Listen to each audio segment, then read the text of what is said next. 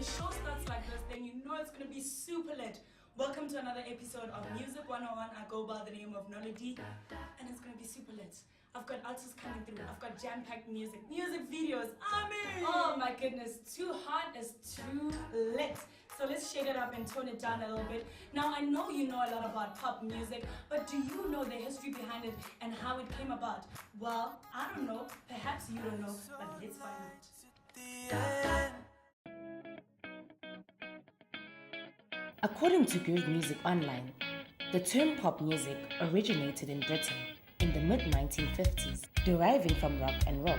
The phrase pop music was first coined around the middle of the 1920s. It means a piece of music had popular appeal.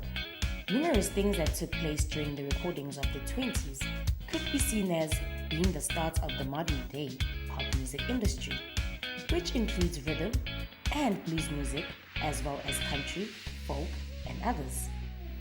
From the moment that it became big business, the American landscape had been dramatically altered by the radio jukeboxes and a broader availability of record. Here's an interesting fact.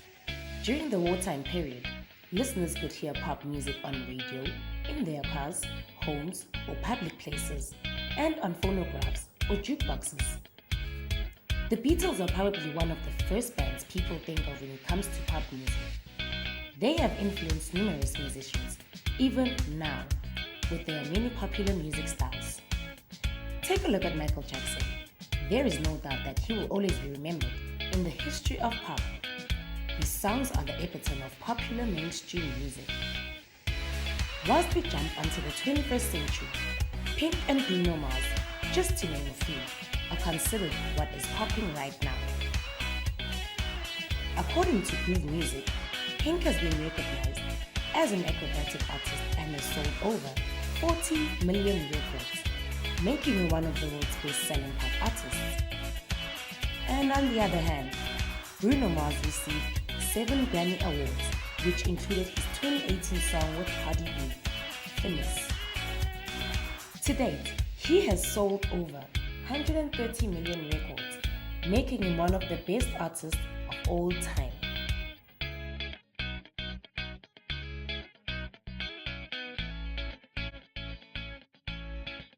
Welcome back. This is Music 101. Like I said, we've got nothing but jam-packed music and of course amazing artists coming through. And today I brought somebody who's shaking up the pop scene, man. He goes by the name of Tahira. But before I talk to him, let me just, unshade myself because I'm going to be getting to know the man better. How are you doing, sir? Fine, thanks to you. How are you? Great. Well, let's get straight into it, right? We're talking about pop music and there's a lot of change in the pop music scene right now. Sure.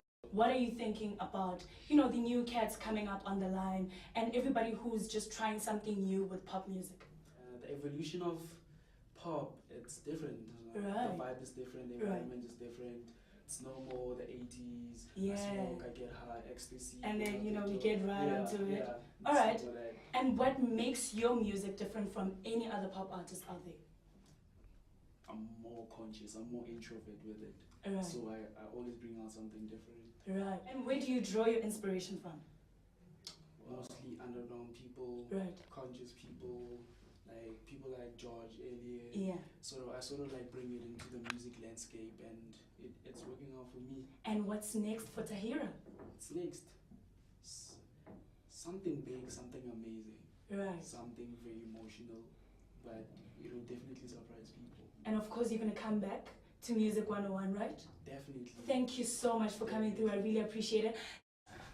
Yeah, man, and that is how we end the show. But before we end the show, we thought, why not end the show with his favorite song by his favorite artist, Study Break featuring Shuba Vidula, right? Yeah. Arms wide open.